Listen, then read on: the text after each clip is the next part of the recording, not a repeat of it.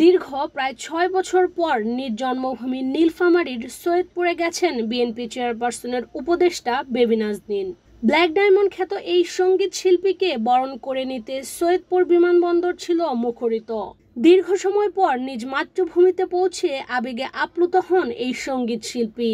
এয়ারপোর্টে নেমে যেমন একটি ভয়হীন নিঃশ্বাস নিয়েছিলাম, আজ আমার বাপদাদার বাড়ি, আমার জন্মস্থান সৈয়দপুরে এসে তেমনি একটি শান্তির নিঃশ্বাস নিতে পারলাম। বিএনপি চেয়ারপারসন বেগম খালেদা জিয়ার রোগ মুক্তি কামনায় সৈয়দপুর জেলা বিএনপির আয়োজনে বিশেষ দোয়া মাহফিল ও বৈষম্য বিরোধী আন্দোলনের শহীদ এবং আহতদের নিয়ে মোনাজাত অনুষ্ঠানে যোগ দিতে বেবী নাজনীন নিজ জন্মস্থল নীলফামারীর সৈয়দপুরে আসেন। বিমানবন্দরে ফুল হাতে দাঁড়িয়ে শত শত নেতাকর্মী অপেক্ষা করেন বিএনপি চেয়ারপারসনের উপদেষ্টা সঙ্গীত শিল্পী বেবী নাজনীনের জন্য।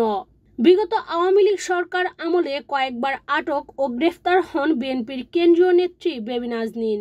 এরপর দীর্ঘ ৮ বছর প্রবাস জীবন কাটিয়ে গণ অভ্যুত্থানে ফ্যাসিস্ট হাসিনা সরকার ক্ষমতাচ্যুত হলে দেশে ফেরেন জাতীয় চলচ্চিত্র পুরস্কার প্রাপ্ত সঙ্গীত শিল্পী বেবী নাজনীন।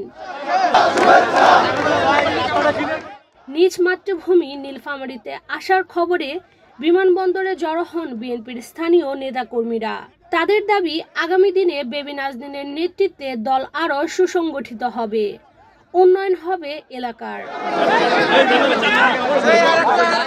বিমানবন্দরে নেমে নেতাকর্মীদের ভালোবাসায় সিক্ত হয়ে বেবী নাজনীন ছুটে যান বৈষম্য বিরোধী ছাত্র আন্দোলনে নিহত শহীদ সাজ্জাদের বাড়িতে। খোঁজ খবর নেন সাজ্জাদের পরিবারের।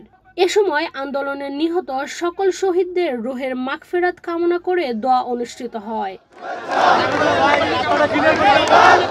সৈয়দপুর কিশোরগঞ্জের মানুষকে নিজের পরিবার উল্লেখ করে তাদের উন্নয়ন ভাবনার কথা জানান খ্যাতিমান এই সঙ্গীত শিল্পী। ইশরাত চৈতি, বাংলাদেশ প্রতিদিন।